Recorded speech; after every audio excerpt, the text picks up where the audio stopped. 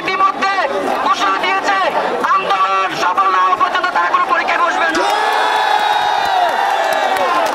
সকল শিক্ষা প্রতিষ্ঠানের শিক্ষার্থীদের উদ্দেশ্যে বলবো, আমরা যে ডাক দিয়েছি, আমাদের ডাকে সারা বাংলাদেশের মানুষ রাজপথে নেমেছে।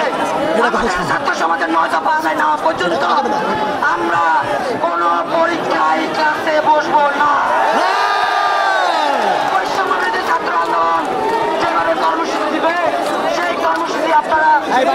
চাইতে বাস্তবায়ন করবেন। এখন আপনাদেরকে বলতে চাই, আজকে সারা দেশে গণগ্রেপ্তার, গণহত্যা, ছাত্র শিক্ষক সকল শ্রেণী পেশা মানুষের উপরে হামলার প্রতিবাদে এবং ছাত্র সমাজের 9 দফা দাবি আদায়ের লক্ষ্যে আজকের যে গণমিছিল, সেই গণমিছিল এখানে সমাপ্ত ঘোষণা করা হলো।